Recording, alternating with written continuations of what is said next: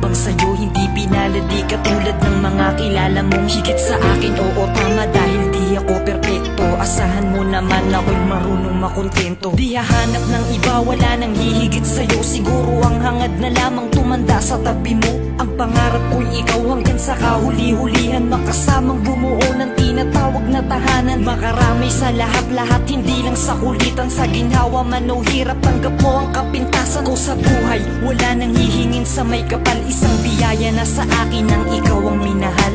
Ikaw ang minahal, ikaw ang minahal.